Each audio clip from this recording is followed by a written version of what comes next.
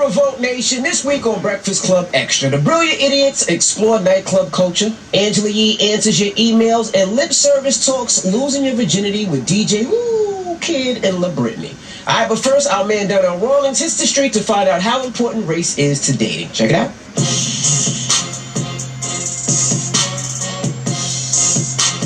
Donnell Rawlings, I'm still in the streets of Hollywood. I'm with my man Theo Vaughn. I have a question. Do you think it's racist if your parents only want you to date in your race? Only in your... Be honest, son. Damn, bro. I don't think it's racist, bro. I think anytime somebody starts over, they about to go to a different direction. You don't think it's racist? What do you think it is? I think some people have a certain idea how their grandchildren want them. They want their little grandchildren to look, you know?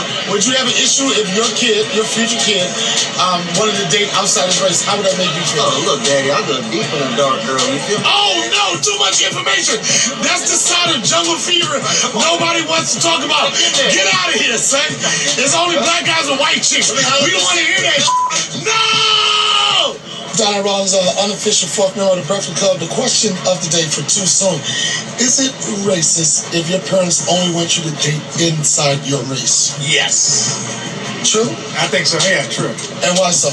I just think it's, they don't realize that their perspective is still kind of racist. Like, my mom was always like, she was like, you can date anyone you want, just don't date white women. I'm like, that's... What? Yeah, I was like, that's...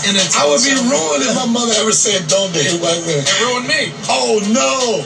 Donnell Rawlings, still in these Hollywood streets, asking the question, is it racist if your parents only want you to date within your race? Yes. Have you ever dated outside your race? Yes. Did you tell your father? Yes. What did he say? I don't talk to him anymore. That's what happens, son. Think about it. If you go outside your race, trust me, you'll lose your trust fund. All right, any other words about that situation? Love who you love and do whatever the you want. Love who you love and do whatever the you want. Donnell Rawlings Breakfast Club, you heard it. I don't think it's racist for them to date in your race, but you know, Thanksgiving's supposed to be... He looks mixed, but go ahead. Hey, look, Thanksgiving can get real interesting. I'll be sure at Elder Bars, but go ahead. Go ahead. Look, Thanksgiving can get real interesting when people bring in different types of dishes that you're not used to that's outside their race. I don't think you should be having, like you say, like potato salad. Oh, no! Nobody want no white potato salad. Black potato salad outside your race. You can't have sweet potatoes outside. Because don't nobody want no potato salad with no almond shavings and no raisins and shit. You can date outside your race, but you shouldn't be cooking outside your race. There you have it, Donnell Rawlings. I'm in the streets. You can date outside your race, but never cook outside your race. At the end of the day, I think you should love who you want to love and be what you want. I had a thing for white chicks where I went to the farmer's market every Sunday, 6 o'clock in the morning with a farmer's market outfit on, baseball cap, Bruce Springsteen t-shirt, flip-flops with my toes in the middle, and I used to hunt the white chicks, and I had a lot of kale and gluten-free shit. White chicks love kale.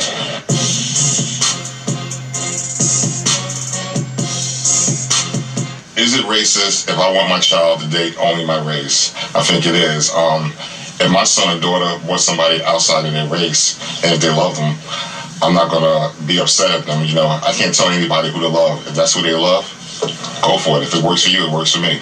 I don't believe it's racist. I feel like it's good to have pride in where you come from. However, once you start discriminating and like setting barriers of like you cannot date this race or this race, that's when it becomes a problem.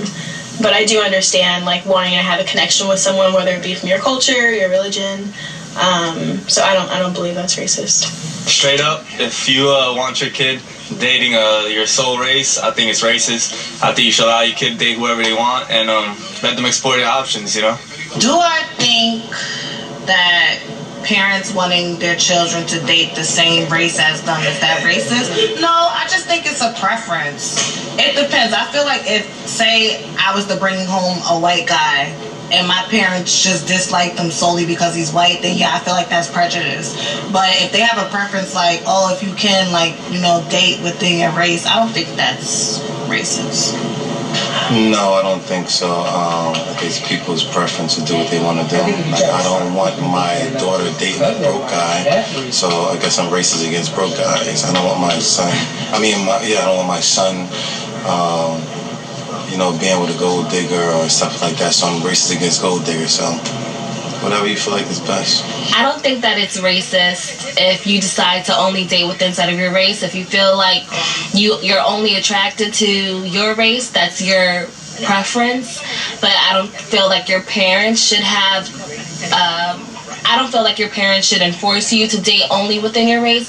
I feel that is prejudice of them to say, and I do believe that if you just love somebody who happens to be outside of your race, that's perfectly fine as well too.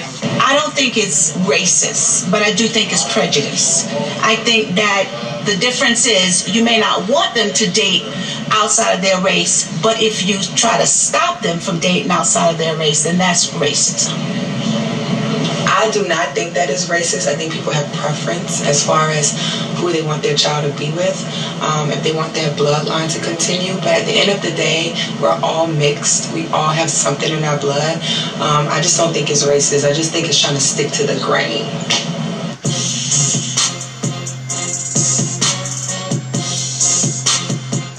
I'm Angela Yee, and we are doing Breakfast Club Extra with Ask Yee.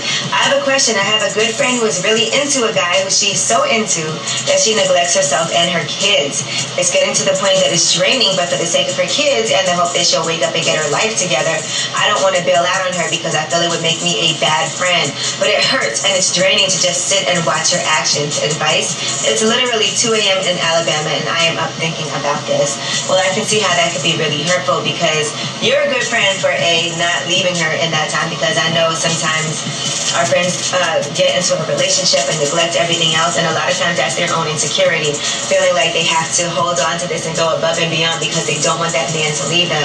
Now, I don't know how long she's been doing this and dating this guy, and this has been going on, and hopefully it's something that's just the beginning stages of a relationship, and at some point she'll realize, okay, what am I doing? This is so stupid.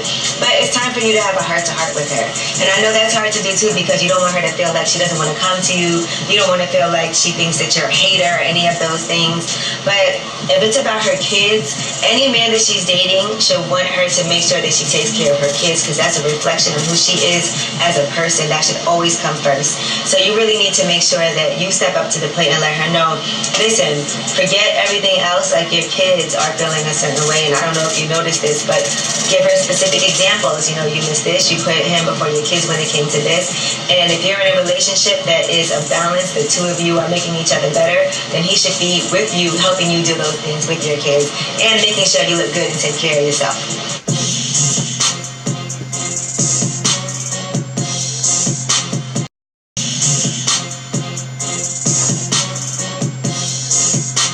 They buying bottles at the club.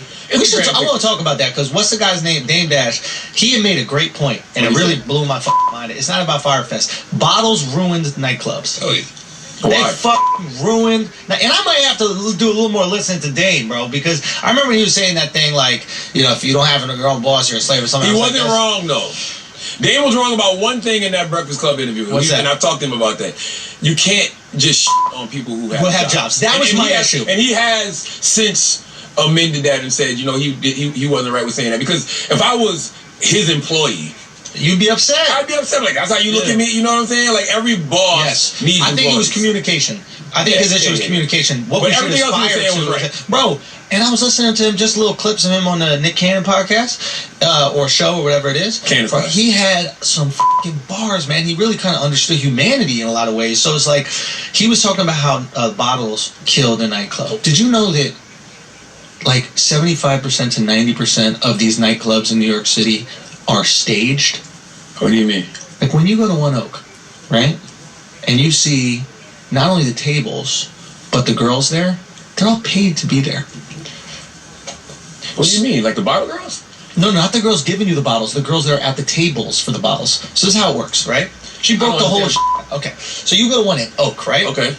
There's a bunch. First of all, there's no more just kind of hang out and dance or go to the bar. A lot of these places barely even have a bar, right? The whole thing is function off the tables, right? And they make all their money off the tables. All the money is off the tables, right? Everybody else is just in the way.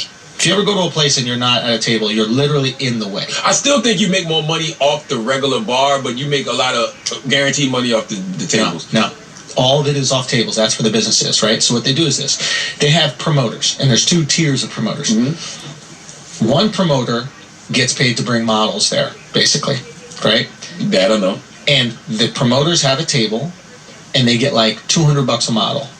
Now these models that end up going get between $60 to $90 to go, or they get housed in these apartments that fit like 9 in one apartment. Right? So all these smoking hot chicks that you're trying to change their life at the club are living 9 to an apartment in Manhattan, sharing 2 bathrooms. Not all of them, though. One of them probably did that, but not all of them. All of them. So these promoters don't just do 1 club, they'll do 3. So the deal is for the girls is, hey, you can live in this house. You got to come out with me 3 nights. We're going to 3 different clubs. And you hang out by the table at the club. They're basically cattle, right? And they have to be moved from one place to another place, etc. Now, so those girls that you're trying to hit on, buy drinks, etc., they're working. They're not even there. You're not going to get no matter of fact, they can't even leave with you because they have to be there up until a certain time. Yeah, that had to be, that's probably like 10 years ago, though. What do you mean? Because you know, like now... You're saying that it's not now? Because I'm telling you, I know someone who's currently employed in this now. I'm not asking you how it is. I'm telling you how it is now. I used to promote parties. I used to be in the club. I still do it. I used to get paid. You live in Jersey. What I'm trying to say is... I'm not saying you're wrong, but I used to get paid for this. So that's the whole hip-hop lifestyle. I'm not saying it's not. But what I'm saying is now, Instagram is what makes people want to stunt and buy bottles. The thing that really made people want to buy bottles was the presentation. When you started bringing these bottles out and they had the sparkles on them and they were stopping the music and shouting you the f*** out. You really think people buying bottles for sparklers? Hell yes. No. You see what they'll say? Hell yes. That's what girls do. Yes. Listen. But it's not the sparkles, it's the attention. And what does the attention bring you? Attention. Girls. The only reason people are buying bottles is because girls come to the table. I mean, it's a combination of it all. It's attention. Like, they want the attention from the club. I'm not going to overpay for vodka by 10 times if there's no vagina attached to it. Not true. You know who the biggest groupies in the clubs are nowadays? Who?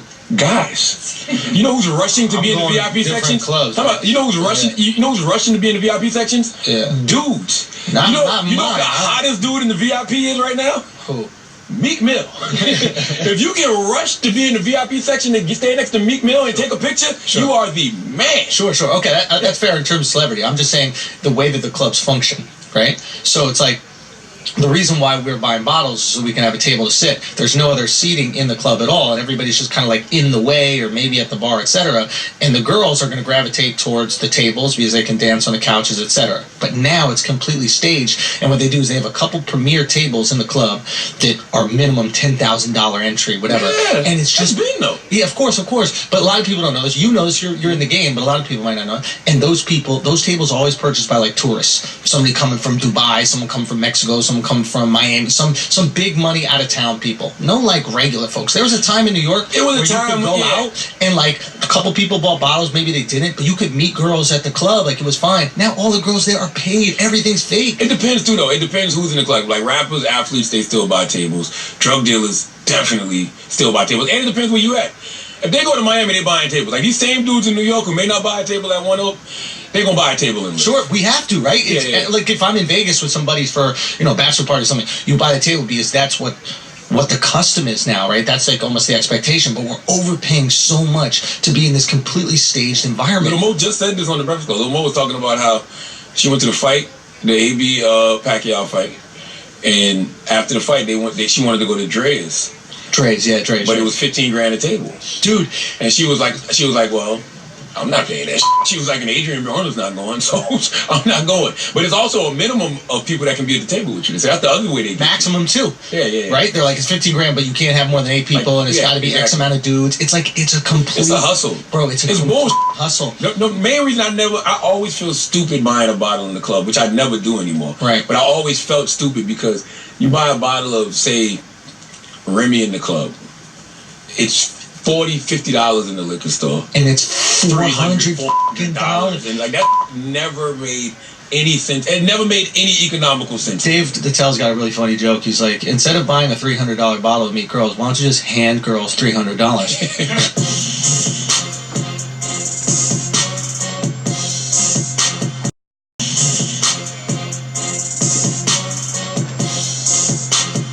Who is this young lady you lost your virginity to?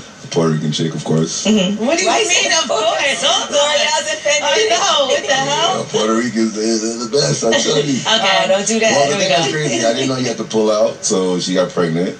No. The first time. I didn't know you had to pull out. Yeah, she was a virgin too, so we didn't know what we were doing. So I didn't know. Cool. I didn't know we had to. I didn't know. I thought that women get pregnant randomly. Like you come in and maybe they get pregnant. So grown ass you get pregnant. So you guys lost your virginity to each other. Yeah, but we were friends. She was like my neighbor. I used to mow her lawn, and we were friends. And then one day I was like, "Yo, I want to do more than really mow your like each lawn. other. I want to mow your other lawn. Yeah, let me mow that other lawn. I want to plant some seeds. It was like the best feeling ever. Really? Wait, did she have the baby? No, we went and got $300 abortion. Why? That's a lot of lawns mowed. That was a good love story right there. We weren't in love. We just wanted to do it because we each other. We were best friends. Were you good?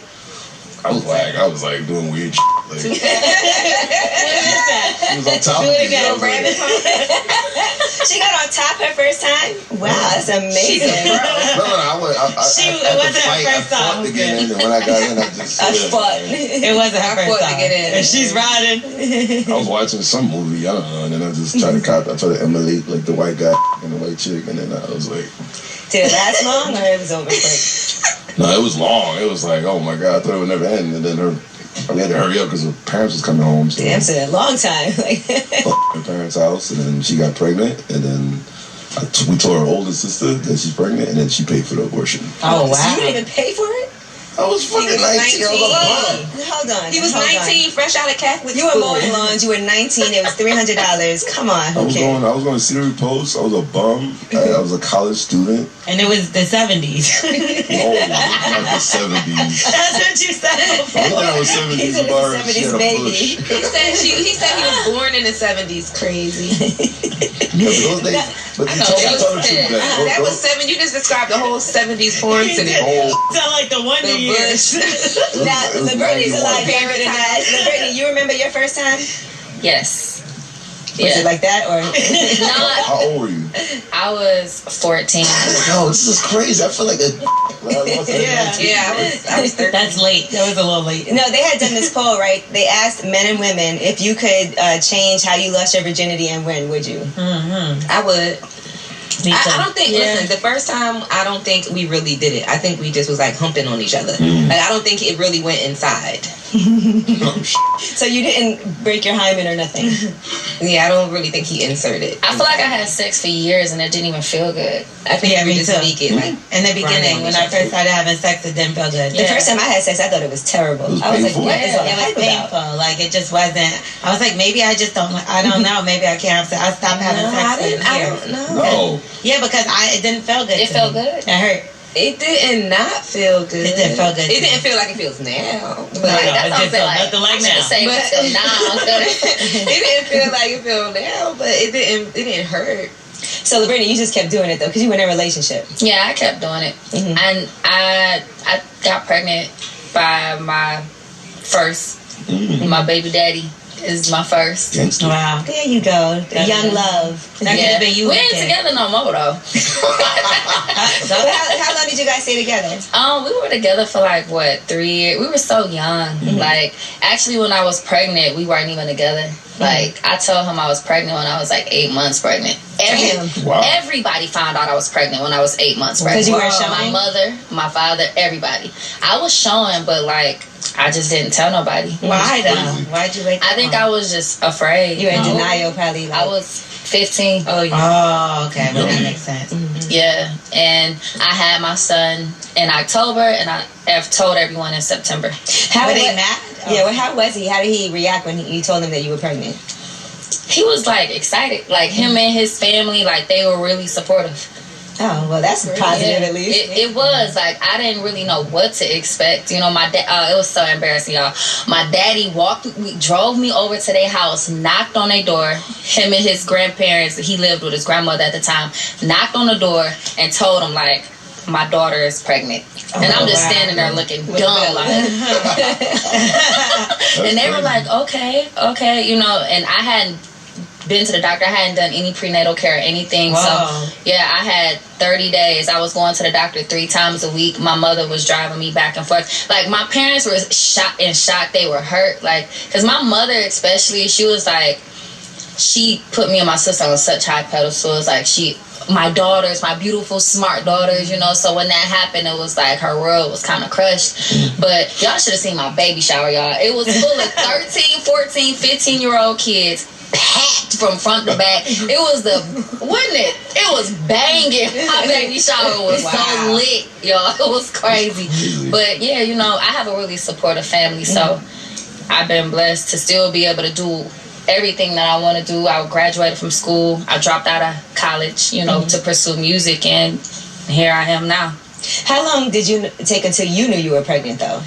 Man, I was probably like, I had to be maybe 3 months or so, because I was like throwing up. I would be in the bathroom brushing my teeth, and my sister, she's 4 years younger than me, we'd be in the bathroom getting ready for school in the morning, and I'd just throw up. She'd be like, Britt, what's wrong with you? And I'm like, sis, I don't know.